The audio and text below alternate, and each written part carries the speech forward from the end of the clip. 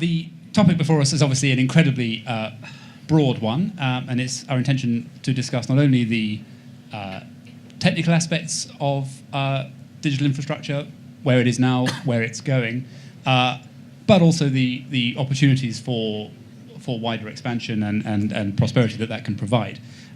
Joining us for that journey, I'm delighted to say that we have Philippe on the end, who is the Director of Advisory at Vodafone. Leo is a partner and investment director at SAATCHiNVEST. Andy Cobb, who is the Global Business Development Director for Delarue. And Jorge, who is the Managing Director of the Costa Rica Investment Promotion Agency. So good afternoon to all. So I work for a small company you might have heard of. It's called Vodafone. I was super interested by the description of the session, which was about the helping countries to develop their potential in terms of tech. For the ones of you who don't know, the company I work for has changed quite dramatically in the last 5 years. We used to be known mostly for doing mobile services. Today, that's about 50% of what we do only.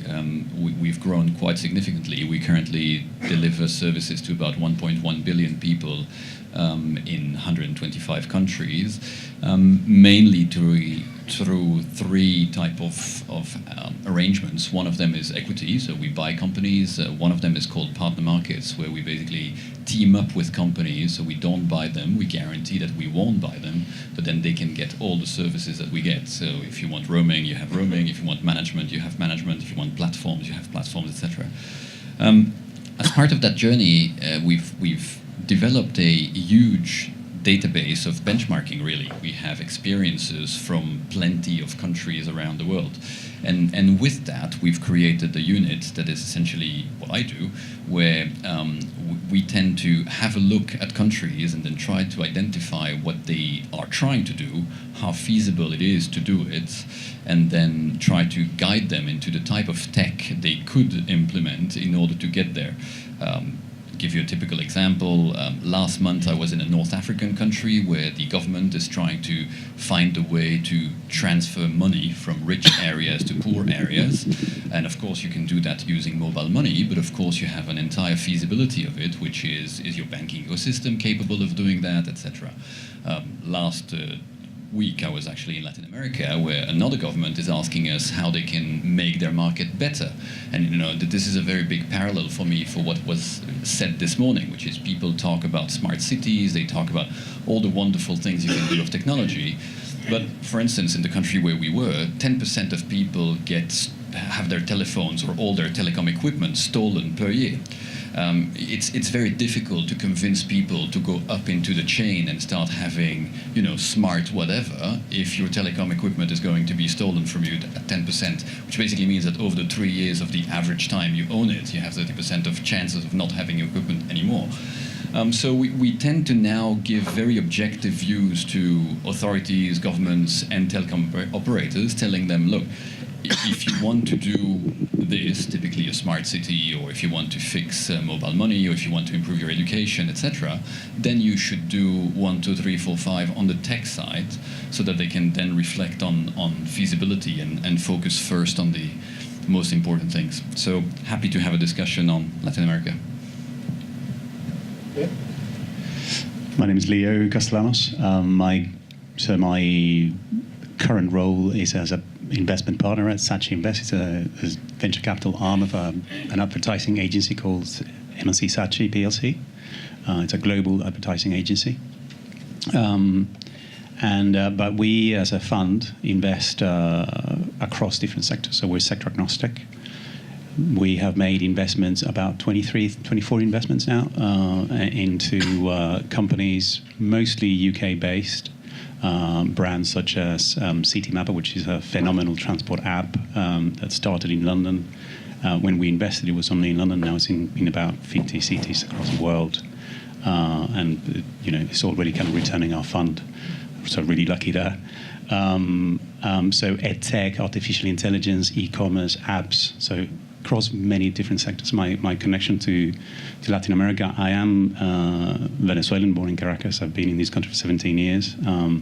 And I also co-founded a a comparison website, replicating something that in the UK works really well, which is a comparison website for financial products. For those that live here or are in the know, brands like Money Supermarket could comparethemarket.com.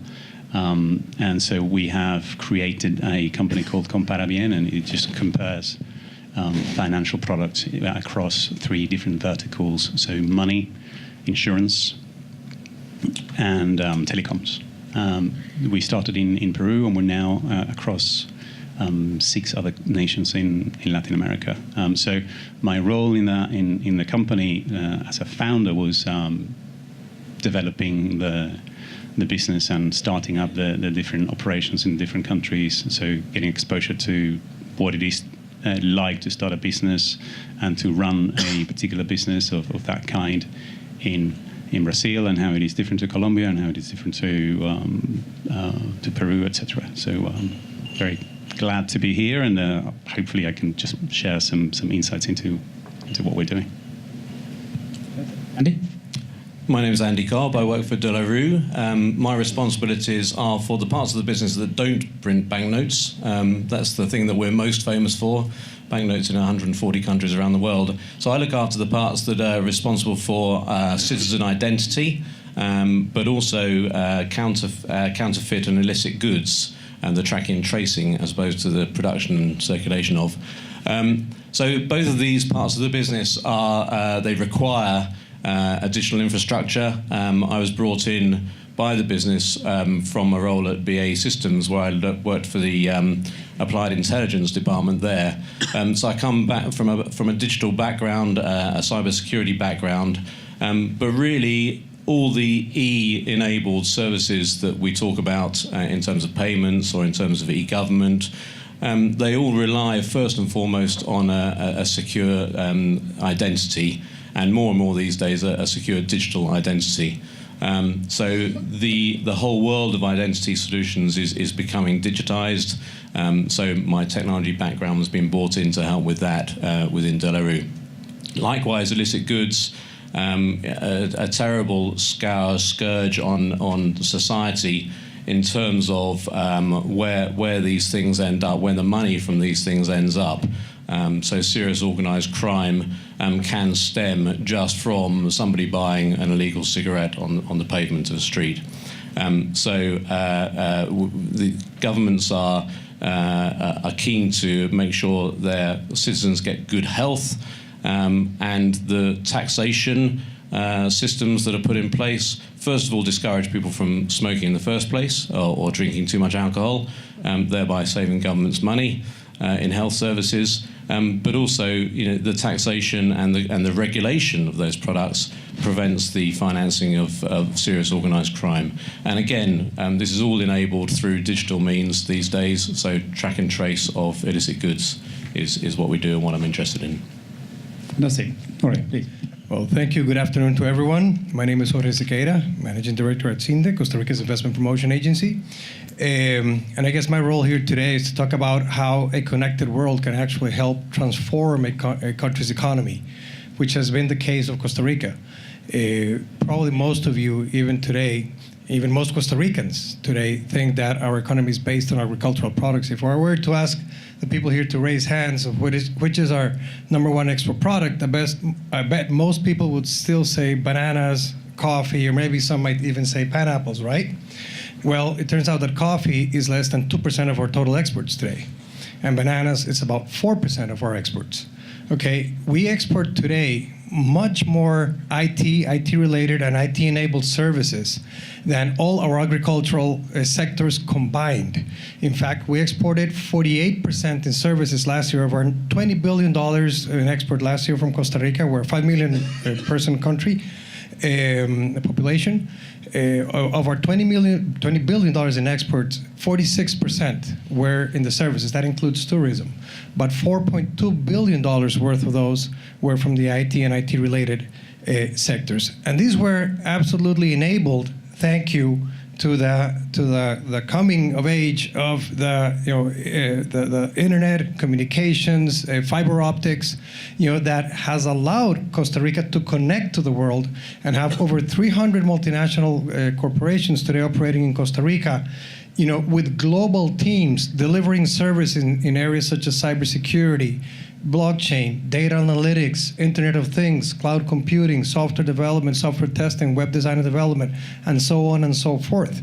But none of this would be possible without the coming of age of the internet and the high-speed connectivity that has enabled us really to harvest the investment that Costa Rica has made over 2 centuries in education, and particularly since 70 years ago. When we abolished the Army by Constitution, we were able to spend much more of our budget in education and in healthcare. Do you have a sense of what the sort of trajectory is from here?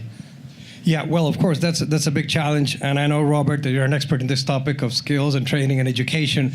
And of course, when we talk about Industry 4.0, the jobs of the future, all the jobs that are going to be lost due to the RPA, robotic process automation, and robots in industry, it's all about retooling and reskilling and retraining our people so that they don't get run over by these waves, but in fact, they can actually ride this wave of disruptive transformations. And what we're doing from the CINDE side of things is we're working together with the multinationals like IBM, like Intel, like Amazon, and I can talk about them a little bit more later, what they're doing there in Costa Rica, is actually putting together training plans together with local public and private academia, as well as international academia, like Georgia Tech, Texas Tech, University of Minnesota, et cetera, bringing in programs that allow us to then retool these people. So if, for example, somebody today is working on a center of excellence in accounting, and he might risk losing his job, what we're doing is we're training him so that he can program the robots that would put him out of a job. But now he has a new job, which is a higher level, highly skilled labor. And in fact, many of these companies are already becoming hubs for developing RPA or these robots for their corporations globally. So that's what we're doing. But just one, I'd love to share, because you asked about this, one particular project that we're developing right now with the support of the Inter-American Development Bank. We're calling it right now, as a code name, we're calling it the Crystal Ball. And the reason for that is, this is a tool that uses cognitive computing, IA, to help people redefine themselves or find a new career if they find themselves out of a job, or if it's someone who doesn't have a professional career, they can go into this crystal ball application that we're developing and say, for example, following with the example of the accountant who might lose his job, he might go into this crystal ball and say, well, these are the abilities I have. Where could I find a job? What do I need to do? So this will tell me, if you learn a second language, English, and if you learn to program RPA, which is not rocket science really, you could really find a new job which is very, high, pays a good salary, and you won't be replaced by technology, and so on and so forth. And I could go on with the examples, but these are some of the things that we're doing to prepare for the Industry 4.0. It's a very, very optimistic and positive vision. I think perhaps if I broaden it into sort of people who are going into these markets, technology one finds in policy circles, let's say, can often be considered a silver bullet. It sounds wonderful, it's marvelous, everything's going to be fine. What are some of the things that perhaps you look for? Maybe I'll start with you, Philippe. When you're going into a country, what are the things in terms of regulatory landscape and so on that you look for as being candidates to ride the wave? Well, I guess 2 things, really. The first is to assess that globally, each country tend to have 3 to 5 things they are really good at, and then a number of things they want to do, but they're not specifically more good than others at doing. So one of the first things to say is to, don't all compete to do the same thing, because in reality, you're unlikely to achieve much. The thing we're really looking at is the countries that walk the talk. So in reality, let's say you want to build a drone industry, but then your military law says that you can't fly anything above 10 meters.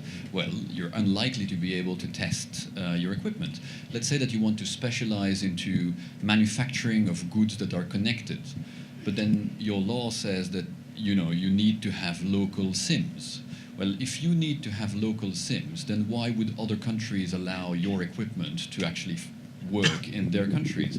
So it's really about, are you doing in the regulatory environment what is aligned with what you're trying to achieve in the industrial environment? We see numbers of countries around the world, Latin America being part of that, that tend to isolate each other from one another. So they tend to say, well, for instance, take data. There's a flurry of laws around the world now saying, oh, data should be better processed in my country. Well, why? Is really my question. We were the ones who invented mobile money 20 years ago. And one of the key success factors of mobile money in Africa was that mobile money was actually processed from Germany. Why? Because it gave a sense that it would be high quality processing being done by excellent engineers. 15 years later, when there was a sufficient basis of engineers being trained in the countries we operate mobile money, then some of them decided to transfer the platforms. Reality is that this is a key success factor. When you look at a place like Kenya will have 40% of its total GDP being handled in mobile money nowadays. A place like Tanzania, 36%. None of the Latin American countries have reached that type of level. So again, the invitation is really to have a look into what is it that makes it a success. So is there a need? So a real need. So typically if you launch a product that is ill-adapted to your own needs, you're unlikely to be good. If you're unlikely to be good at home, you're unlikely to export it. So is there a need? Then are you placing the regulatory framework that works with it? So typically, again, limitations to the laws preventing you to export data. We frankly advise countries to sign treaties on that to make sure that everybody agrees on what is the set of standards that they want in order to allow regional expansion. And then whatever goes into manufacturing, which is, again, if you want people to come to you to install, build cars in your country. Brazil had that problem some years ago, which is they wanted to attract car manufacturers, but then they were telling car manufacturers, oh, by the way, if you come here and you want to put SIM cards into the cars, they will have to be Brazilian SIMs.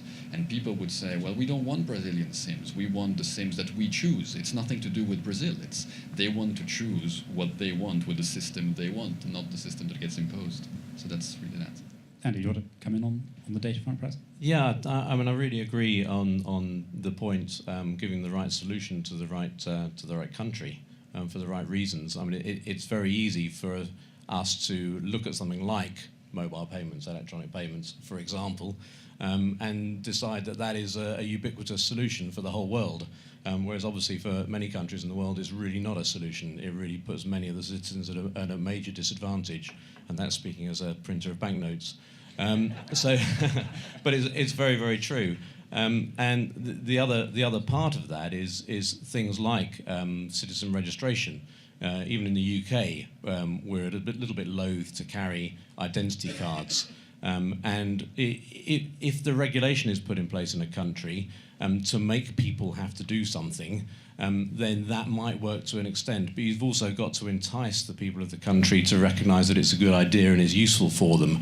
If we sold e-government services to citizens, for example, and said to them that this is how you can benefit from it, then we would have much better take-up of things like electronic identity. And when we come on to discussion about the Internet of Things, more and more now, people are talking about the identity of things. Because actually, I saw a very interesting presentation from a cybersecurity expert who showed how he could connect to your internet-enabled kettle and then eventually hack into your bank account. So having an identity connected to an internet-enabled device or an internet-enabled solution is really a critical part of it. And do you have a sense of where Latin America is in terms of the feasibility of something like that? I mean, how connected is it as a continent? Where are the dark spots? What's your take on? Yeah, I think Latin America, generally speaking, culturally, the identity is that people are happy to have a registered identity, right. Whether it comes from sort of Spanish culture predominantly. Costa Rica, I believe, was the first country actually to have an electronic driver's license. First country in the world. So but the countries countries, we see countries in Africa, I know we're not here to talk about Africa, but there is an opportunity for countries that have a less well-developed infrastructure to effectively leapfrog those of us in countries like the UK, where we're so determined to use our existing infrastructure, we don't want to invest into new infrastructure.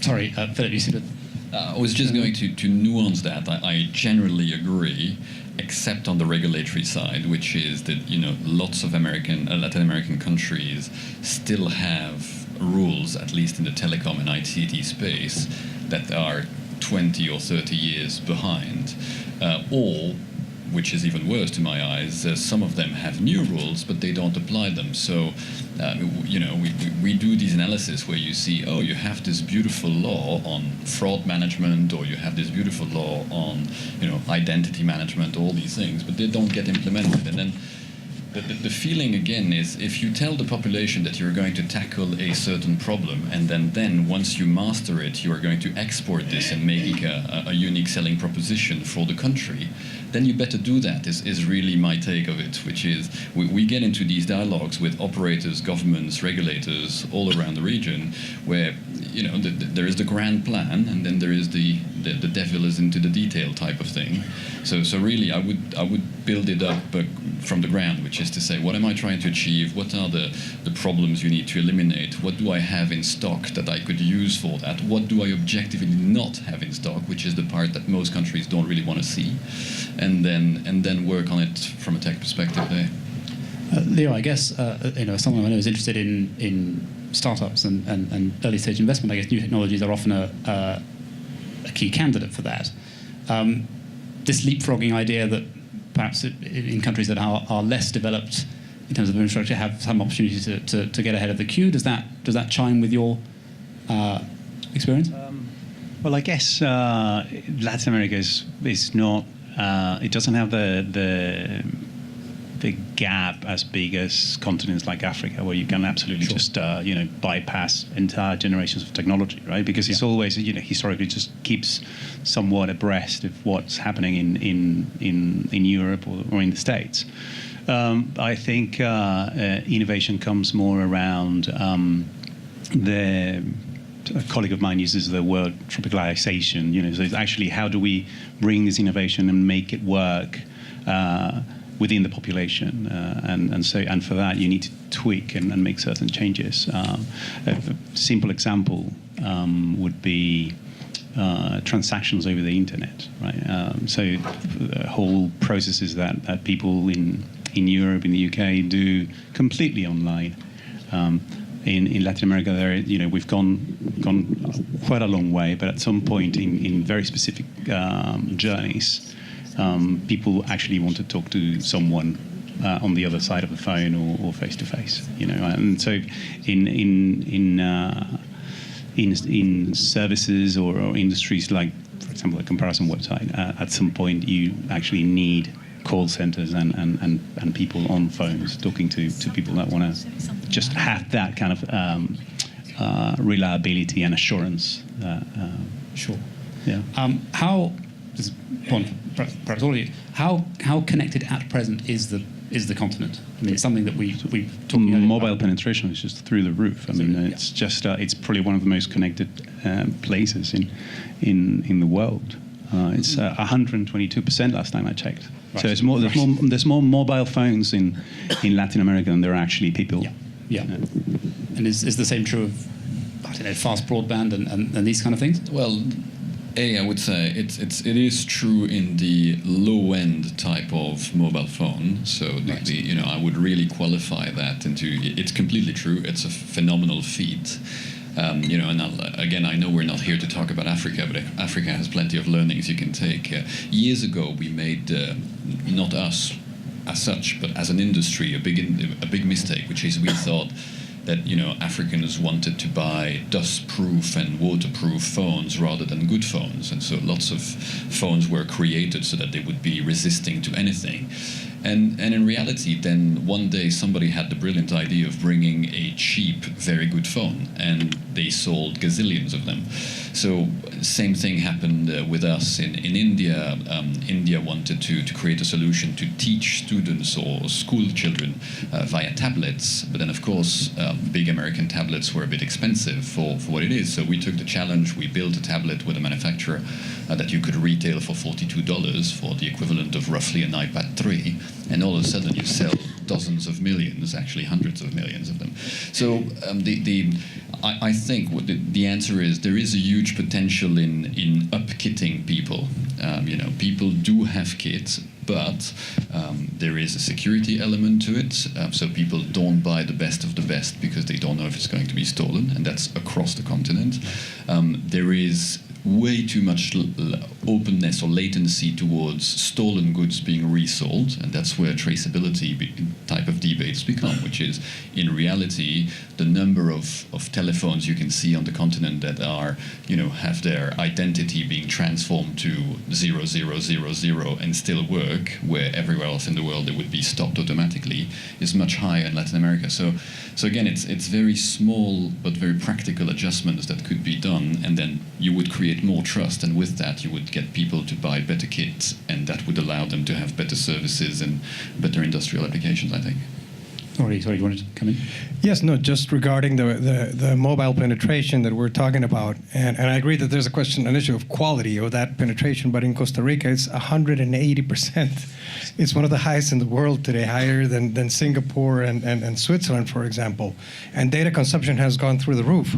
But all of this happened right after we opened our telco sector to competition and to international companies coming in and investing. And so we had Telefónica and Claro coming into Costa Rica. Before that, and this has happened in a matter of 8 years. Before that, we actually had one of the lowest penetrations in the world when it was a nationalized telco. So definitely regulatory and having the competition has been critical, at least in our case, for that dramatic growth both in penetration and in data consumption, which of course means adding more services and more possibilities of development for rural areas, and it has also been playing a very important role in the development of those less developed regions of the country. That's something I was going to pick up on. It's something that we see a great deal in the UK, that the quality of your phone signal, even your ability to make a call, is markedly different in the centre of London than it is probably even 10 miles outside. And we were discussing earlier about the proportion of Latin Americans who live in cities, which creates its own infrastructure burden, its own problems in terms of pollution and so on. Expanded and better connected networks largely, you might say, remove the intrinsic benefit of the town and encourage people to move out and perhaps ease that burden.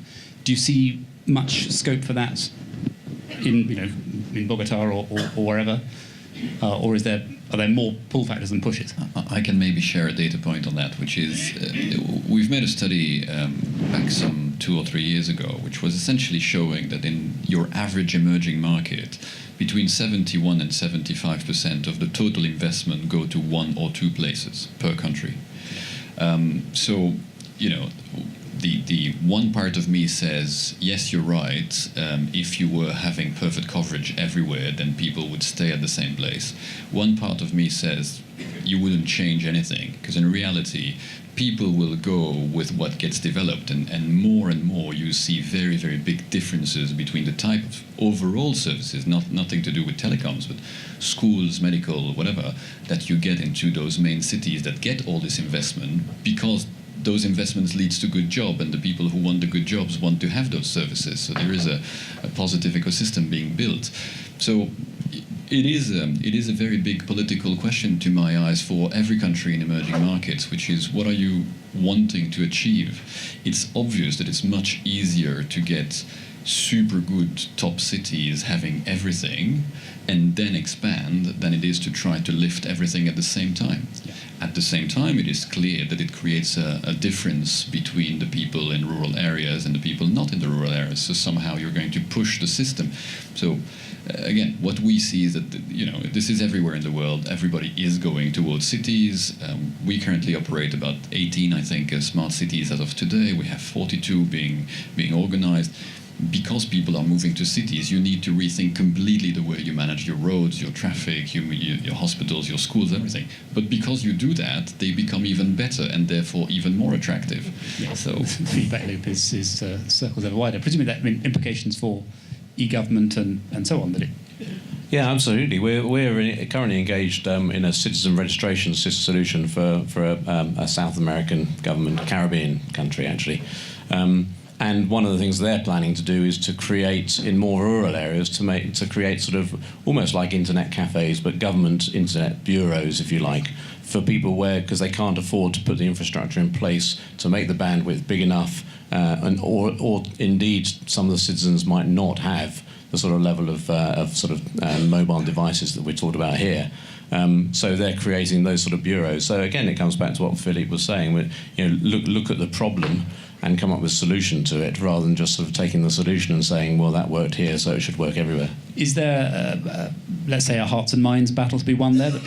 Is there some sort of resistance to people going to the government for their internet, you might say? Or no, I don't think so. Again, it's an education in line with everything else. So by educating the public on what benefits they can get from doing this, that I'm not in a larger country, and citizen registration, effective citizen registration, also gives you the means to work out what your infrastructure should look like. Where the demand is, not just for digital communications, but also for schools and hospitals and everything else. So if you know where your people are and what the trends are and the movements are, then you can do that more effectively. Conscious that I do want to open it up to the floor as we sort of approach the second half. So if any questions at this stage would be. Not a flurry of hands, it must be said. Oh, no, there we are. Sorry, in the middle there. Yeah, me again. It's an observation. I think the number of the topics that you've talked about have illustrated the point that Latin America, particularly in the telco tech world, cannot be treated as a single continent, as well as the countries being different. And a lot of companies that try to go into Latin America think that they can, number one, use the same tactics that they used at home, and number two, use the same tactics across the continent. That doesn't work. If I pick two examples, Brazil has got complete registration of citizens. Every Brazilian has to have an ID card that they carry, and they've also got to carry their social security card as well. And those two numbers unlock everything from e-banking all the way down to being able to buy property and cars. Other countries don't have that. That being the case, Brazil has also got, because of the problems it went through a few years ago, one of the most mature banking systems in the Western world. Interestingly, they were providing some lessons to the City of London about e-banking back in the 90s because they managed to do the transition to PIN numbers before the UK did. Other countries haven't got that. On the telco side, you've got the big cities, which would certainly put London and New York as competition in terms of access to broadband and the infrastructure for that. But in other parts, it's rural Brazil that still has things going back to the 1960s. So trying to come up with one solution fits all, even at a national level, will never, ever work. Sorry, I just wanted to make that observation. I suspect there'll be broad agreement along the panel, but perhaps with specific examples, perhaps Leo in Brazil or Phil. I completely agree with that comment. I mean, it's about what I said, tropicalizing. You call it. It's just never one size fits all. You have to bear in mind the requirements, needs, and behavior of the different populations of the different countries, even within the different countries. I was going to add that this is absolutely the debate, which is Kenya, for instance, has managed to export this unique selling proposition. They've said, we are super good at this, and we're going to sell it elsewhere, and it works. What is currently lacking a tad, I think, in Latin America is precisely this spirit of saying, it's good to have done it here, but I want to do it elsewhere. And again, that's also in this framework that I was saying, people need to share a bit more. Share stories, but also share systems, because you're absolutely right. You might have a different need for a different type of platform or different way of operating the platform depending on the country. But you might make it much cheaper to have access to that platform if you share it between a couple of countries that are actually geographically close or that can talk together because they have more or less the same type of regulations. So again, invitation from a global company like ours is to say, you're absolutely right. Localization is key. Regionalization is systems actually make things much cheaper and therefore should be done at the same time. I guess the other thing I wanted to make is it's not one size fits all, but it also is about having best practices and applying best practices clearly, assuming that you want the best for the people of your country, right? If you are criminals in power, then you want something completely different. For example, the people of Costa Rica and the government of Costa Rica, they apply things that are going to improve the quality of lives of people. Best practices are really important, depending on where you want your country and the population to go to, from regulatory to laws. Innovation, if you want to foster innovation and entrepreneurship, I think there are best practices that need to be adopted, and it's not one size fits all, but there is a framework that countries can look into. An example, it's very different to open up a small business in Brazil than it is to open one in Peru, for example, right? And just the employment laws they may have changed slightly recently, but it was absolutely impossible for a small business to try something out and hire 1 or 2 or 3 employees, because anything goes wrong, the whole budget for that country is just completely blown up. And so that's the kind of, I think, best practice and lessons that countries across the region can try to emulate. That's my point. I don't want to sound too pessimistic a note, but I wonder if I were to ask each of you in your respective areas, if there were a top priority for something that had to change in the region, in a country, what might it be? Can you repeat the question? Sorry. If you were talking there about perhaps more sharing of systems and so on. So if you were to have to think of a particular priority of something that had to change, whether that's regulatory or culturally or infrastructurally, if that's a word, what might it be? I think, Jorge, you wanted to come in. Sure. No, I think that in our case, in spite of all the advances that I've mentioned, there is one area where we have a lot of room for improvement, and that's the speed of mobile internet. Again, we're very proud of what we've done in terms of coverage, in terms of everybody having 1 or 2 phones and having access to that. But the speed at which people can connect on their phones, particularly in rural areas, is, for today's standards, is extremely slow. So that's one area, at least in particular in our country, where I know that there's a lot of room for improvement. Absolutely. Andy? I think from my point of view and from the perspective of my position at the moment, is the trade of illicit goods and trade facilitation more broadly. And obviously talking about regionalization, more parts of the world are collaborating as regions, whether it's Latin America or it's the Caribbean area, or whether it's West Africa or East Africa. And it's really important, I think, and I've got a real strong desire to be involved in stopping illicit trade, illicit movements of goods, and as I say, the effect that has on individual citizens. And having seen a very good TV program, McMafia, recently, but was based on an even better book by Misha Glenny, and you listen to him talk about following the money. And you track the cost of a cigarette that's illicit, and you track it through where that money is flowing, and you see the serious, really horrendous crimes that are committed by the same groups of people, and in fact states in some cases. And I think really, the digitization of the tracking and tracing of goods and the regionalization, a regional approach to doing that, can really have a massive effect. Yeah. I guess you probably guys talked about this morning, but if I had a wish list, I'd go a higher level, and I'd say make sure that the law is actually followed. All these beautiful laws that are there, and it's like there for the fools. Yeah. And that's one, and that obviously comes with a cultural paradigm shift.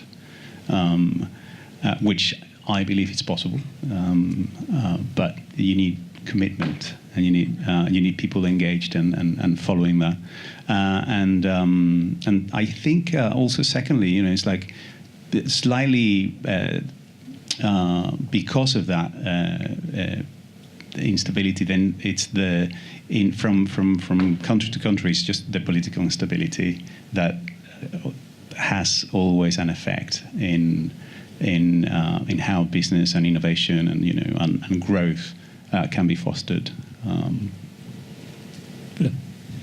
Well, I think the one I would change probably is I would push every country in the region to have a digital journey type of plan. Countries tend to have plans to say, well, we need to increase speed by X or whatever. That's not the problem anymore. It's a redesign that you need. Taking an example, if you work in the car industry, so we have the chance of having SIM cards in 100% of all German cars. So that gives us a good basis to check what is happening in the car industry. At the moment, these SIM cards, they will see how your engine works, and then they will judge if you need to go to the mechanic. They will also generate your bonus. If my car does not break down for X years, then the person who built my car will actually receive money. That sort of things. Now, if you work on the cars of tomorrow, well, everybody's talking about I've heard this morning, the automation, the blah, blah, blah. All true. But then if you are the car industry, you will wonder what will people actually do whilst they are sitting in the car, because they might be bored. So maybe they will want to sleep, maybe they'll want to watch a movie. So when you do the digital journey, you then need to say, oh, what am I going to keep people busy with? And then I had the chance of trying one of those cars of the future some month ago on our circuit, and you get, the seats turn around, because if you don't watch the road, well, why do you need to see the road? It's boring. So why don't you watch a movie instead? And why not you watch the other passengers? So why don't the seat turn? And then as soon as you start looking at the other passengers, then why do you need a windscreen? Because in reality, you don't really need to see outside. So landing back into the telecom sphere, some countries are incredibly good, and we've started journeys now with 4 of countries in Latin America, but that's still only 4, where you basically start discussing, if you were rebuilding what you're doing in the telecom sphere, ground up, based on the digital journey, so based on what is it that you're trying to achieve, what are the steps you would eliminate altogether? So for instance, would you eliminate the windscreen in the car because you don't need it? Moving forward, pretty much everything that is going to be sold everywhere in the world is going to be connected one way or another with other things. And everything will be sold in a digital way, one way or another. And you will still need this human interaction, and you will, take the retail industry is changing a lot at the moment. People come to the shops to test phones, but they don't buy them in shops. In many countries, they tend to buy them online. People go to the shops to test clothing, but then they get their clothing made on measure at distance and delivered to their door. So it's really having this capability of thinking through a national plan where you go, okay, what I'm trying to achieve to be a digital country is this, and not a general blah blah where everybody's going to do everything. Again, you go back to those 3 to 5 key unique points that you're really good at, and then based on that, how would you do your digital self, if you want, on this? That's really what I would do. So I suppose building on that, then an inevitable question when discussing new technologies is, what is the role of government? And as people who are directly involved in putting tech into markets, for instance, we saw this morning that the government has supposedly revised its target for cutting emissions in the UK from 2040 to 2032, which is a lofty ambition. But if the technology can't deliver it, then so what? As people involved in it, would you sooner work to targets like that, or would you sooner be sort of left alone to get on with it and see how be able to be sort of slightly more circuitous in your development? The prime answer is very, very basic. It's a commercial one, which is if governments want to walk the talk, they need to consume. You can't say, oh, we're going to go e-government and then not have your own services buying e-whatever. Yeah.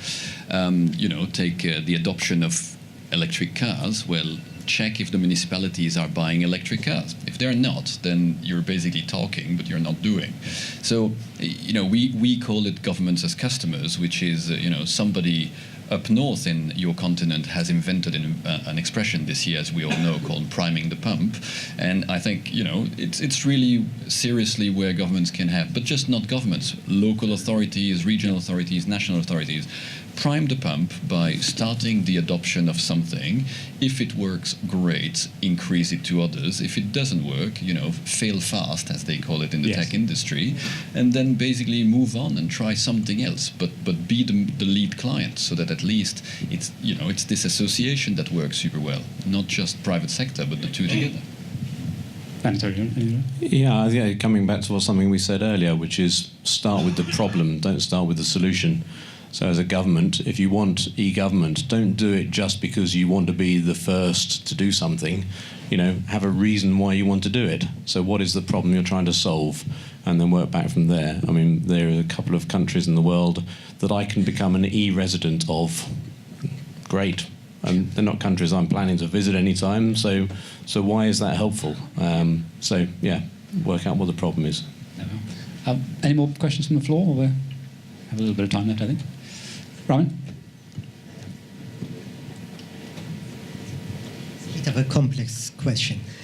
Given the fact that the distance between poor and middle class in South America is quite large, and the technology requires education, and the small and medium-sized businesses are the future of especially Central America. And this comes the tricky question for Vodafone. Would you consider to give free phones with a banking app and start educating people and capture or monopolize the market? That's a very tricky question indeed. Let me answer this way, which is, back some years ago, we've been tasked with something incredibly complicated, which is how do you organize schools in refugee camps? And there was this question about, you know, if you give tablets to school children, will they have access to schools? If their fathers, usually it's the fathers, sorry guys, take the tablet to watch football, then what happens instead, etc. So we really went into this question of finding the problem, which is giving the phone or the tablet or the whatever equipment as such. That's not the problem in itself. It's the education part that is the problem. So in the case of the schools, you know, we have a pledge by which we train 5 million girls nowadays per year in school using our digital schools. So it's a pretty big commitment. In the case of the school, we found that the best way was to go and talk to the fathers and say two things. One, we're going to put a system in place by which if it's not a child looking at the tablet during school times, the tablet won't work. That's one. B, if you let that happen, so you're not trying to stop the system if you want, then at night there will be classes for you raising a job that will allow you to create an SME, for instance. And so that was the real issue. People wanted to have access to the tablet, not because it was cheap or because it was expensive. They wanted to have access to the tablet because they needed to find a way to make their own life better. And they were competing for the same resource. So I suppose that what I'm saying here is that if you make a program by which you say, okay, we want to lift up the low middle class, which is a target for most telecom companies in the world, and for that you need to have the following type of equipment, then we take on the challenge on building that equipment at a price point that is acceptable. Take again the tablets we've created for India, you know, $42 retail price, production cost is, so basically what people do is that they pay $21 for a tablet and then they pay the other $21 over 2 years, which makes it then super affordable for a kit that normally you should buy for $350 or $500 in the West. So, you know, I'm not saying free is never good, but free is never good because then people don't give a value to it. I'm saying organize the system in a way that you tackle a need that then justifies a cost of some sort that then people will, you know, will try to get back by creating that SME. You know, if you have an incentive to create the SME, you will create the SME. So find out what is that incentive. Thank you very much. Sorry, we are compelled, sadly, Roman, to end before the fire alarm, but I hope you'll join me in thanking our panelists once again.